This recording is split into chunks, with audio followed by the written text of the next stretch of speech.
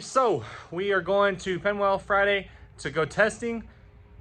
We made a bunch of changes as usual. So we swapped from the Strange single adjustables to the QA1 double adjustable coilovers, and also we added a shift light. So on those runs at Hobbs, the last test and tune, the last video, if you haven't watched that, go check it out. We shifted it at, the log showed, we shifted at 6,200. So the way my seating position is, I can't see RPM at all. The steering wheel's in the way. So we made some adjustments for that. And right here is about where I am sitting in the car. You can see I can't see RPM. Our shift light is right there, which is the best spot that I could see it to be. That's just ran over to our watt box. It's just a plug-in. That's what we're using for a two-step. You can see our radio right there. And our QA1s on there. They are rebuilt. I rebuilt them here at the shop. Self-aligned. As you can see, we got it as close as we could to 0 degrees. My buddy Cody helped me out with that. That's what he does for profession. So I did it myself. He kind of walked me through what that he likes to set cars at. So it turned out good. We drove it around Sunday. We took it out. Didn't race anybody. There's a lot of cops out. But we got to drive it around, and coilovers drive amazing. We also got the wing refitted, and I will say it is 100 times better. My buddy AJ came over here and helped me out with that. So huge shout out to him. We're going testing Friday. Try to go fast. If you're on some of the Mustang forums, on 3 Turbo Coyotes, you'll see the record that I thought was not the record. There's a guy with a convertible, which is really impressive. Convertibles are way heavier than the hardtops. But he has the record. He actually has aftermarket wastegates on it because he kept ripping the diaphragm. You don't know how wastegates work. Basically, you have a diaphragm in here, and this line right here is the top of your wastegate. So that's coming from our air compressor in the back of the car, and the boost controller sends pressure on top of this. So you have your spring in here, and then obviously this is your turbo pressure, but it bleeds off everything that is over what you have on that and then spring pressure. So if you had nothing on it, I have 3-pound springs, so it should build 3 pounds of boost. So that's a quick rundown for you on how that works. We're going testing Friday. Hopefully we can set that record with these QA1 double adjustable coilovers, but we'll just have to find out. So check it out. We are driving to the track right now. A lot of people ask how a car drives with a turbo 400 on the highway and cruising around track. Like right now, chilling in 3rd gear, hopping on the highway.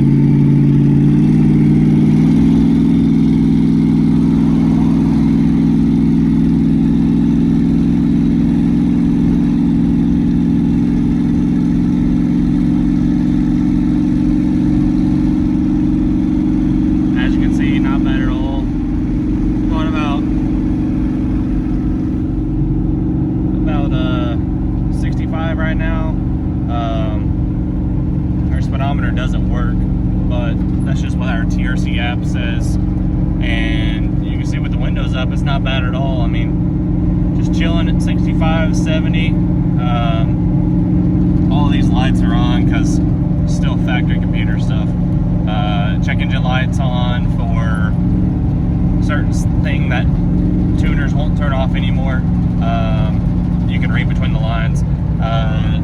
All the ABS stuff is on because I don't have ABS anymore. Tire pressure, I don't have tire pressure. Sensors, seat belts, obviously I have a Kirky, so they drive pretty good though. Nothing negative to say. I mean, it's a little hot. Definitely wasn't anticipating a line. Lined all the way out the gate. So we're gonna sit here for a little bit. So we're gonna try RPM wise. We're gonna try. I'm kind of torn between 46 and 48 with the new rear gear. On the 331 rear gear, I was going at 5100 on the leave. So I think we're gonna try 4700.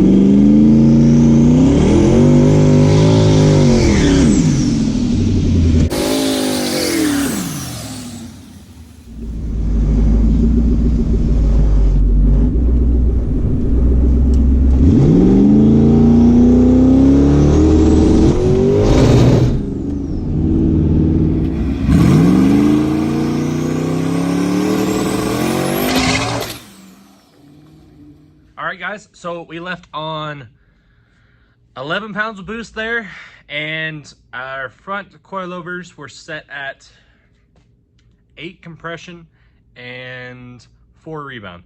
So I found out later that I had it backwards and I swapped it for this next pass. So the changes we're making from the last pass to this pass, I want to go ahead and tell you what it is and why we did it. So first off, shook the tire real bad. So went up from 17.5 to 18.5-ish. And we tried that because when you slow the video down, you can really see how it's folding over itself, and that's causing the tire shake. Also, front end traveled way too fast, came up way too fast. So we tightened the front end down 4 clicks to 10 clicks on rebound, and 8 clicks from compression to 6 clicks on compression. And that is from full loose. I actually set them from full tight, but that's just how I remember them. And we also put the limiters on it. So we limited the travel on it again. And we left the boost ramp alone because we didn't even get into the boost ramp and it took the initial hit.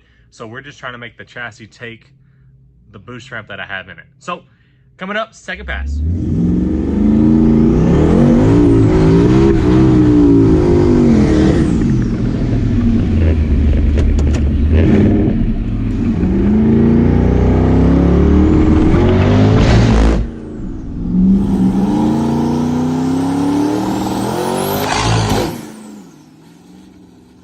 Second pass, we shake the tire again. It went a 135 60 foot, but shook the tire. There's no point in getting back in it. We're just testing right now. If we're not making clean passes, there's no point in putting the wear and the tear on everything. So pass before this, I actually made a pass in between this, but it wouldn't get up on the trans brake.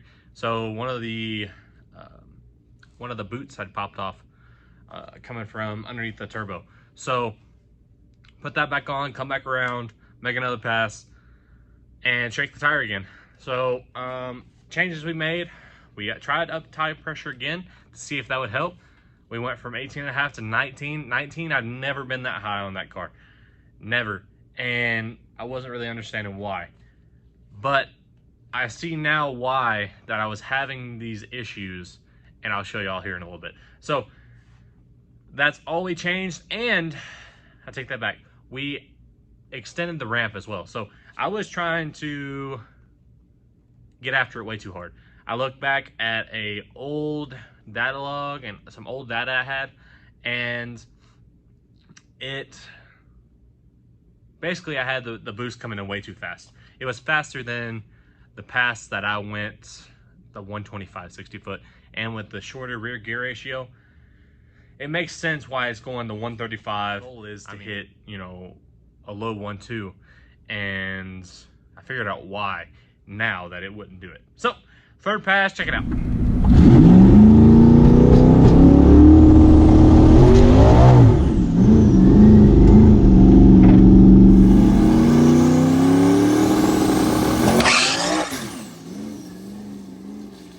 There's our third pass. We still suck.